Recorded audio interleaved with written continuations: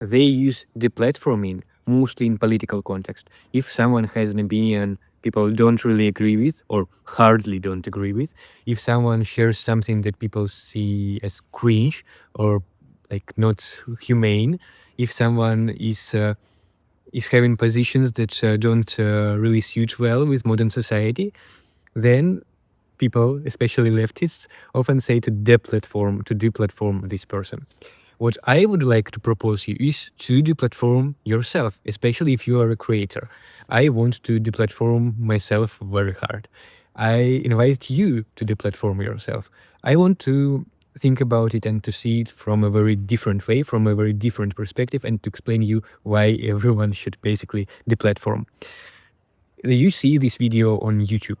So I'm recording this, putting my time and effort, more or less, into making those videos, and then I'm just sharing it to YouTube. I become a worker of YouTube, essentially. Each time I make a post in Instagram, in social media, in any kind of social media, even something like Tumblr. Do you remember Tumblr?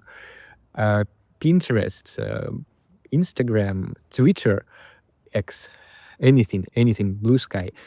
I am essentially working for this company. I'm getting them clicks, attention, screen time of people scrolling and seeing it and listening it in background and generating ad revenue. Well, at this moment, not for myself completely, but for this platform. I became a worker of YouTube, like a freelancer who receives nothing. I currently don't receive anything from those videos I record on YouTube. My videos on Instagram hit millions of views. I had millions of engagements last month. But, well, it makes money only for Instagram, not for me. And not because I didn't want to monetize it. Not because I don't know how to monetize it. Frankly, there are ways, and some will say that I try to use them, but most of the time, the work you do, especially if you are a small creator, especially if you are a beginner creator, you are working not for yourself, not for your brand, not for your self-image, but for making this large, huge company work, just for to make this YouTube or to make this Instagram operate in a way that it does. You will argue that this is not a bad thing completely because it gives you much more potential. It gives you potential to distribute your work. Well, I am a filmmaker, and when YouTube started out, I remember how filmmakers were very enthusiastic about sharing their films on these platforms because you can get a lot of eyes, you can get a lot of people who will see this, probably share this, have some opinion on this, and well, it can be beneficial to you. Let's say it's straight away can be beneficial to you. You can have a lot of advantages from it. But also what is, of course, obvious thing is that you are like not a slave, that's harsh word, but a worker of those companies. And what are solutions? What to do?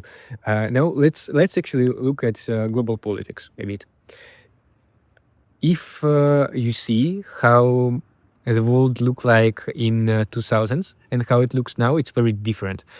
Countries like Russia, who are now making a very cruel, very unfair war, as wars often are, in Ukraine, they got a lot of sanctions. They got sanctions from basically everyone from Western world, not so much from Eastern world and global South, but they have built themselves a full infrastructure. They have their own banks, their own payment systems, their own social media, their own anything, everything. Sometimes it functions better, sometimes it functions worse, but the fact is that they build their own infrastructure and it works for that regime, not for Russian people, of course, but to benefit this status quo that they built. Maybe you'll say that it's not so attractive of an example, but okay, what has America done? I think beauty of American experiment since the time it started is that it tried to build its own infrastructure that is not dependent on what those kingdoms back in Europe do, that is not dependent on what other parts of the world do. Of course, then it started to intervene and to engage very actively with other parts of the world, but at the beginning, one of the beauty was that it made this confederacy of all of the different states.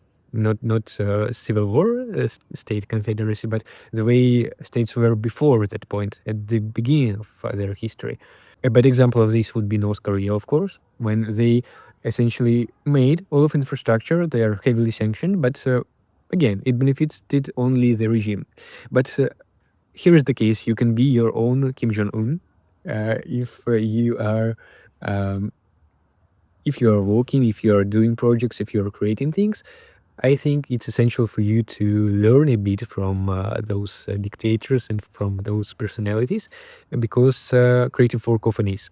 Creative work is often cruel to yourself, and it often requires you to be very self-sufficient.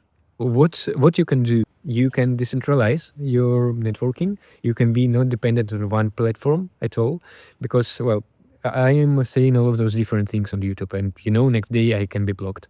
I'm saying all of those very hot takes on Instagram, and I understand that I can be blocked there very easily.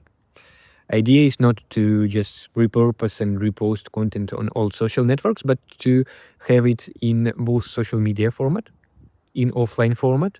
I organized a series of more than 10 events last year, and gained a lot of offline audience of people who I actually know, who I shake hands with, and who I made some effort to do help.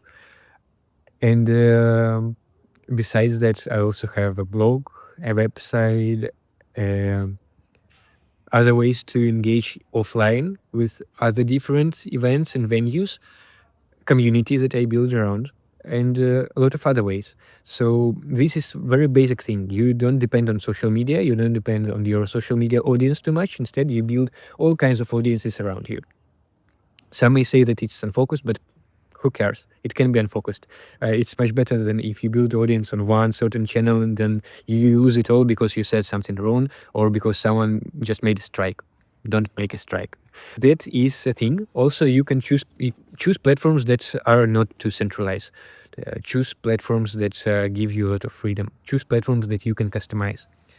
I like the way social media and internet has been in 2000s. I was a kid back then, and I still remember how all of websites, all of platforms, all of social media profiles on MySpace and other platforms were so customizable, so strange, so weird, so not similar to each other.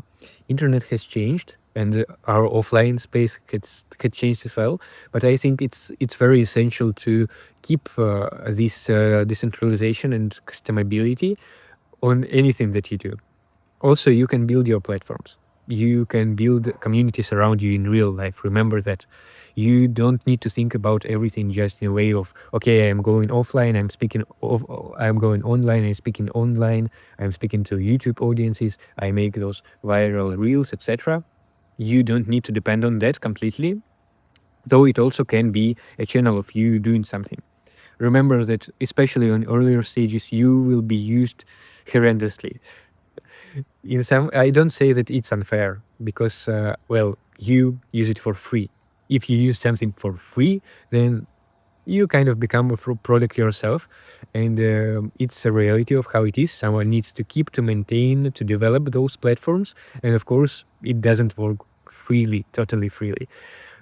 So there are those hiccups. You should keep them in mind, but that also shouldn't prevent you from using it to your advantage. Other horrendous thing you can learn from are cults. Well, all cults are they're working on themselves. They are mostly separated from world. They don't depend on anything incoming, really. And it's both a very good and bad example. You can certainly learn something from it. I'm not telling you to start a cult or something, but also you should keep in mind not to be too close to the world. That is something I will never advocate to be very open to the world, but also it's my argument to be insufficient with your online presence, with your offline presence, with types of projects that you do, with the types of people that you work with. If you are creative, if you do creative projects is something that I find essential. Also to write all of those things out, to find ideas, to create ideas. I am now developing a system that I call Outforms. It's a creative system that is based on various different shapes, and it essentially helps me to develop ideas, to plan, to solve most of my tasks in offline way. So now I'm sitting here outside and not typing into my screen, but mostly just handwriting using a simple pen and any kind of paper. I'm now trying to make a collective experience for like an intensive that you can join, that you can sign up for. It's quite simple to participate in. Click a link in the description. I would be happy if you join, because well, we can develop it further. We can see how to apply it to your tasks, how you can use it, how you can be less online, less dependent on this screen by doing things in different ways, in different perspectives, doing things in perhaps more fun and curious ways to do them. Click and join it in the description, see how it works, and I'll see you in the next video as well. Thank you and goodbye.